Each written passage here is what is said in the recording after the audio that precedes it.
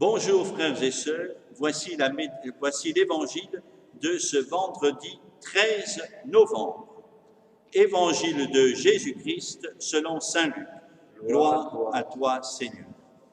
En ce temps-là, Jésus disait à ses disciples, « Comme cela s'est passé dans les jours de Noé, ainsi en sera-t-il dans les jours du Fils de l'homme. On mangeait, on buvait, on prenait femme, on prenait mari, jusqu'au jour où Noé entra dans l'arche et où survint le déluge, qui les fit tous périr.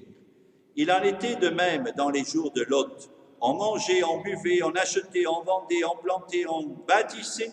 Mais le jour où Lot sortit de Sodome, du ciel tomba une pluie de feu et de soufre qui les fit tous périr.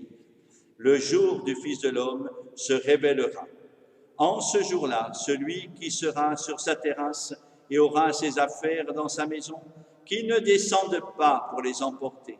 Et de même celui qui sera dans son champ, qui ne retourne pas en arrière.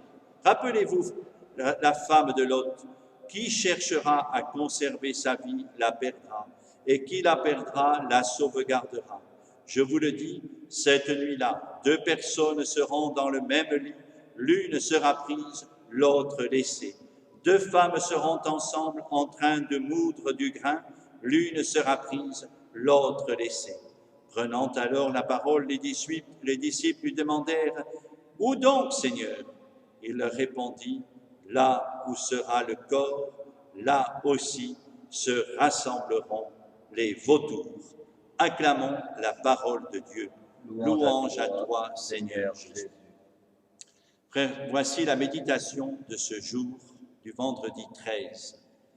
À mesure que l'année liturgique approche de sa fin, bientôt nous allons rentrer dans le temps de l'Avent, nos pensées s'orientent vers une réflexion sur la fin de toutes choses. À mesure que Jésus monte vers Jérusalem et approche de sa fin terrestre, ses pensées s'orientent vers la fin dernière. Chaque fois qu'une fin arrive, nous devrions y voir une préparation. Quand l'un des nôtres meurt, frères et sœurs, c'est une annonce de notre propre mort. Quand un grand immeuble brûle, c'est le signe de la fragilité profonde de tout. Jésus, dans la lecture d'aujourd'hui, va nous proposer de déchiffrer 3 faits historiques qu'il considère comme des symboles de toute fin. Le déluge, la destruction d'une cité entière, Sodome, et la ruine de Jérusalem, au temps de Noé. Et en notre temps, un jour de départ en week-end ou bien au printemps, au cours du travail ou en pleines vacances, on mangeait, on buvait. Voilà, tout va bien, tout allait bien avant la pandémie. La vie suit son cours normal. On est dans une société de consommation, de production, comme on dit aujourd'hui.